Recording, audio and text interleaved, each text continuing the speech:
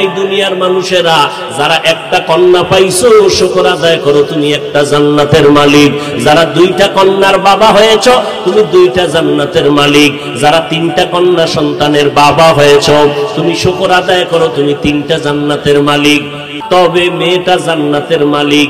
এক মেয়ে পাইছো একটা জান্নাত, দুই কন্যা পাইলা দুইটা জান্নাত। কখন যদি মেয়েটারে ইডেন কলেজে পাঠাও নাকি? মেয়েটারে যদি ইডেন কলেজে পাঠাও না, না, মেয়েটারে যদি মানুষের মতো মানুষ বানাইয়া ফাতেমার মতো আদর্শ নারী বানাও, খাদিজার মতো আদর্শ নারী বানাও। বুঝেননি কিছু? এখন এই সমাজের ভেতরে একদল বাবা আছে কন্যা পছন্দ করে না, খালি ছেলে চায়। ছেলেটা কি আল্লাহর জন্য চাও না যৌতুক খাওয়ার জন্য চাও? ঠিক কইরা নেওয়ারে নিমুখ হারাম রসুলের দুশ্মনেরা।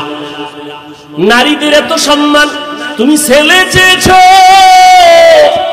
ওই ছেলে আসার পর হতে পারে তোমার ক্ষতি হয়ে যেত, কিন্তু আল্লাহর শুকর আদায় করো যদি কন্যা পাও, হতে পারে ওই ছেলের থেকে 1000 গুণ বেশি উপকার হবে এই মেয়েটার মাধ্যমে।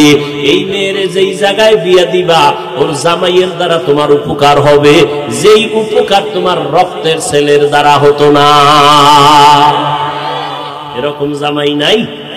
হযরত আলী বলেন মসজিদে নববীতে নবী বসে আছেন, আমি আলী হঠাৎ করে ঢুকলাম, দেখি সাহাবায়ে কেরামরা কথা বলতেছেন। একটা প্রশ্ন নবী বলতেছেন, কেউ বলতে পারবেন এই জমিনে নারীদের জন্য শ্রেষ্ঠ গুণের নাম কি? একজন সাহাবীও কথা বলে না। আমি আলী দীর্ঘ সময় বসে হঠাৎ করে বের হইয়া একটা দূর দিয়া আমার ঘরে গিয়ে দাঁড়ায় গেলাম। আসসালামু আলাইকুম ইয়া আহলাল বাইত, ও ঘরওয়ালারা তোমাদের উপরে সালাম। ফাতেমা ভেতর থেকে দরজা খুলে সালামের জবাব দিলেন। আপনার বিবিরা দেয়নি?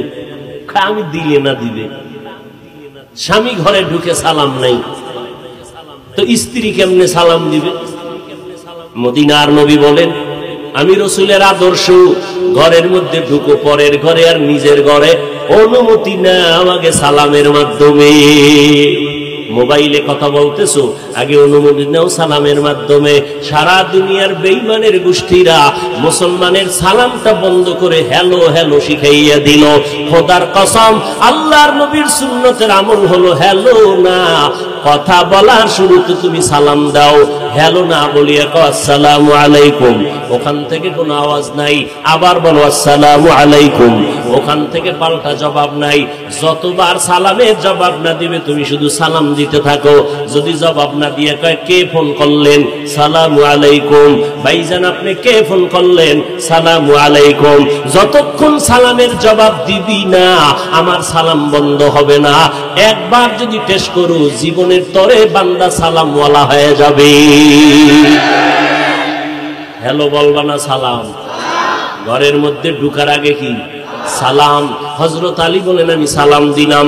ফাতেমা ব্যস্ত ছিল কাজে, কাজ বন্ধ করে আমি স্বামীর খেদমতের জন্য ফারেগ হয়ে গেলেন। আর আমগো আম্মা জানেরা কাজ না থাকলেও আগে যদি ব্যস্ত থাকে, স্বামী আগে যদি শুয়েও থাকে টেলিভিশন দেখে, স্বামী ঢুকার পরে সাথে সাথে বিছনায় পড়ে যায় অসুস্থ, কোনো কাজের যেন অর্ডার না আসে। যদি কয় পানি দাও নিয়ে খাও, ঠিক নেই? কারণ ওই যে যৌতুক খাইয়ে বিয়ে করছে, এখন ওই বউয়ের গোলাম হয়ে গেছে। আল্লাহ হেদায়াত দান করুন। ফাতেমা সালাম দিলেন। কোথা থেকে আসলেন স্বামী আমার? বলে মুহাম্মদ পয়গম্বরের দরবার থেকে। আমার আব্বা জান কেমন আছেন? আলহামদুলিল্লাহ। তবে একটা জটিলতার মধ্যে দেখলাম। কি? প্রশ্ন চলতেছে নারীদের জন্য জমিনের মধ্যে শ্রেষ্ঠ গুণ কি? কেউ জবাব দেয় না। ফাতেমা তুমি যদি জবাব দাও আমি মদিনাওয়ালা নবীর কাছে আবার যাব। ফাতেমা কয় আমার আব্বারে সালাম পৌঁছাইয়া দিয়া বলবেন নারীদের জন্য জমিনে শ্রেষ্ঠ গুণ হলো বেগানার নজর থেকে নিজেকে বাঁচাইয়া রাখা,